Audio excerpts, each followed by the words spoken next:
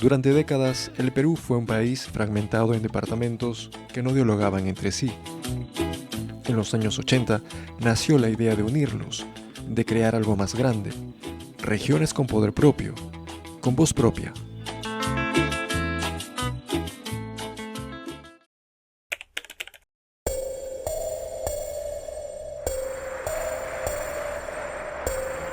En 1988, el gobierno de Alan García promulgó la Ley de Bases de la Regionalización. Te pido que me ayudes a hacer del gobierno una acción de fe por la libertad, la revolución y la justicia. Y el 20 de enero de 1989 creó 12 regiones mediante la agrupación de departamentos. Alan García habló de igual a igual con los sectores marginados de la sociedad peruana. Era la primera vez en la historia republicana que el Perú intentaba gobernarse desde adentro, desde abajo. Y los precios seguirán subiendo por un tiempo. Pero la reforma nació mal. Las regiones no tenían recursos fiscales propios. Todo dependía de la voluntad del gobierno central. Sin dinero, sin autonomía real, el experimento se desmoronó antes de consolidarse.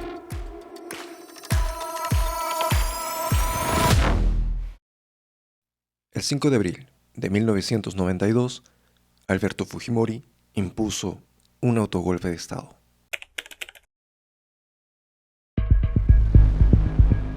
Cerró el Congreso, intervino el Poder Judicial y disolvió los gobiernos regionales. Y me he sentido en la responsabilidad. En su lugar, instaló los CETAR, Consejos Transitorios de Administración Regional, autoridades nombradas a dedo desde el Ministerio de la Presidencia.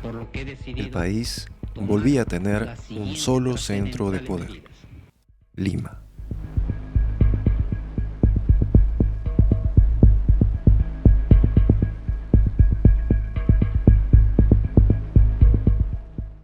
Septiembre del año 2000. Una grabación cambiaría la historia del Perú. El Frente Independiente Moralizador hizo pública la grabación. Vladimiro Montesinos, asesor presidencial y jefe fáctico del CIN, entregando fajos de dólares a un congresista de la oposición para comprarlo. Era solo el primero de decenas de videos. La red de corrupción del fujimorismo quedaba al descubierto ante todo el país.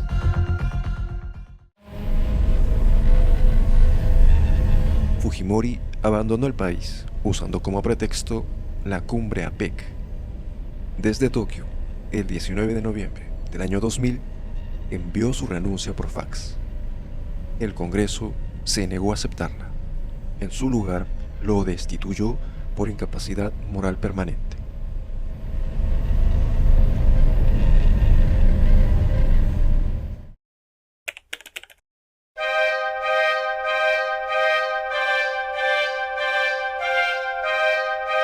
Valentín Paniagua, cusqueño, abogado, militante de Acción Popular, asumió con una sola misión: devolver la democracia. En 8 meses renovó el Poder Judicial, liberó presos políticos, logró la captura de Montesinos en Venezuela y convocó elecciones que el mundo entero observó sin reproches. No construyó una obra, construyó un país que volvía a confiar en sus instituciones.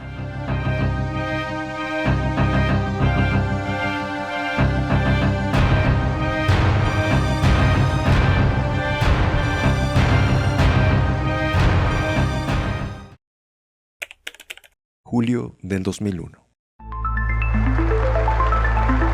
Por primera vez en la historia del Perú, un presidente de origen indígena llegaba al poder. Alejandro Toledo lo sabía y lo exhibía.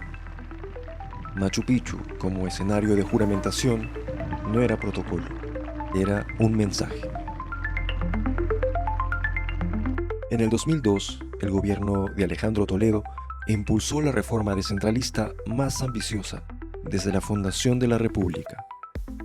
Una reforma constitucional, leyes orgánicas y primeras elecciones regionales. El poder, al menos en el papel, comenzaba a salir de Lima. Pero la descentralización no pudo con el resto. Protestas regionales, escándalos de corrupción menores, baja aprobación, confrontaciones con sindicatos y movimientos sociales. Toledo terminó su mandato en el 2006 con una reforma institucional histórica y una gestión que el país miraba con alivio al ver partir. Años después, la carretera que Toledo presentó como símbolo de integración nacional resultó ser también el símbolo de su corrupción. Odebrecht le pagó $35 millones en sobornos para ganar la licitación.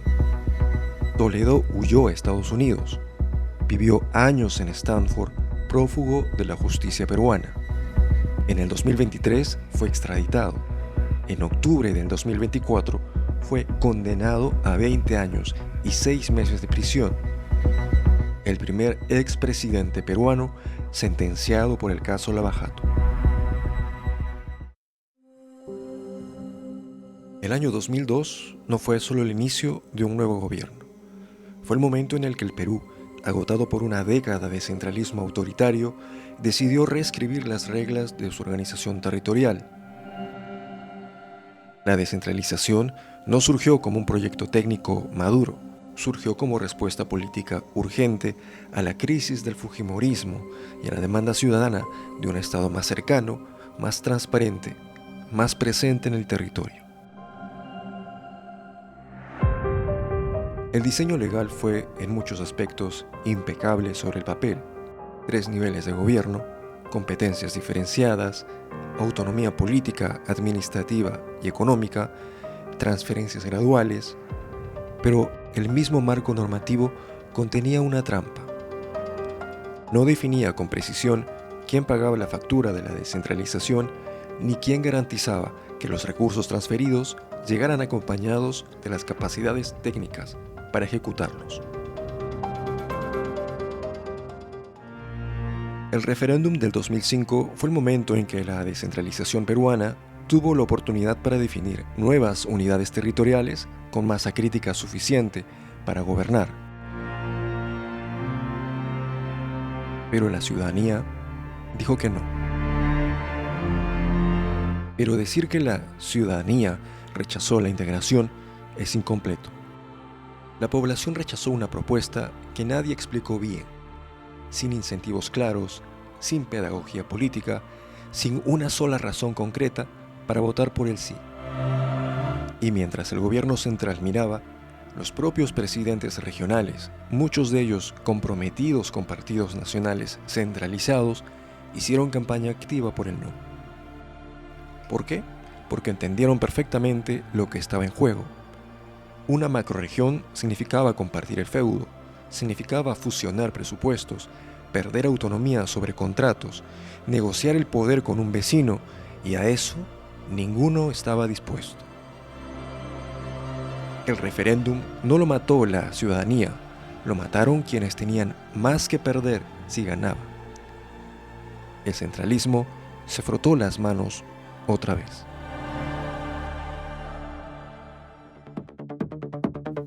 En 2 décadas, los gobiernos regionales cambiaron la fisonomía del gasto público peruano. Regiones que antes esperaban instrucciones de Lima comenzaron a planificar sus propias obras, a contratar sus propios equipos, a tomar decisiones que antes tardaban años en llegar desde el centro. El avance fue real, pero fue desigual, frágil, poco claro. En muchos casos generaba duplicidad de funciones, inoperatividad y corrupción menor.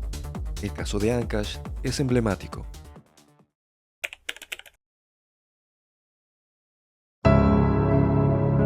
En la gestión de César Álvarez, presidente regional entre el 2006 y 2014, se acumularon millones de obras sobrevaluadas, contratos irregulares y finalmente una acusación por homicidio. Ancash tenía presupuesto, pero no tenía instituciones capaces de convertirlo en servicios reales para su población.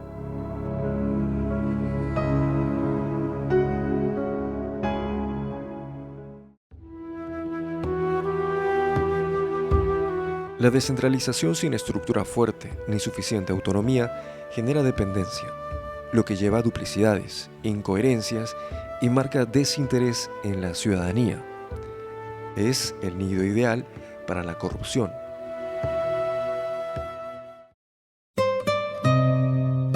El mapa de los gobiernos regionales en Perú es el mapa de la desigualdad institucional.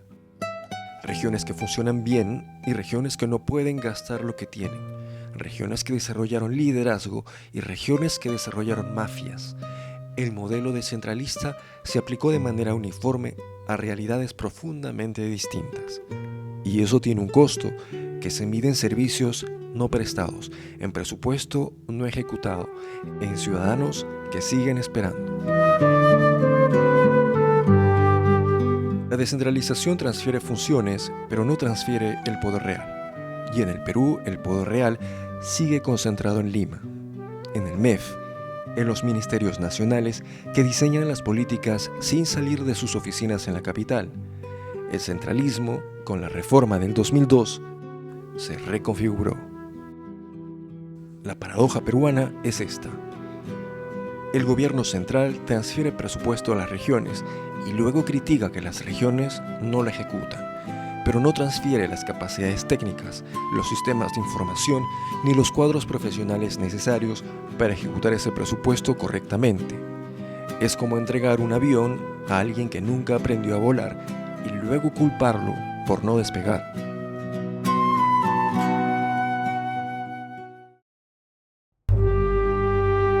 El centralismo presupuestal del MEF no es un accidente, es un diseño. Mientras el gobierno central controle la llave del dinero, controla la agenda de los gobiernos subnacionales. Los gobiernos regionales no pueden comprometerse más de lo que el MEF les habilita, aunque tengan el PIN aprobado. Eso no es descentralización, es dependencia con otro nombre. Por el futuro de nuestra querida costa, hoy, con el apoyo de todos ustedes, iniciamos estos importantes proyectos. ¡Salud! Desde el 2016, el Perú ha tenido 9 presidentes en menos de 10 años, 9 jefes de Estado, 9 gabinetes, cientos de ministros, miles de funcionarios de confianza rotando. En ese contexto, hablar de políticas públicas de largo plazo es casi una ficción, y hablar de descentralización sostenida es directamente una ilusión.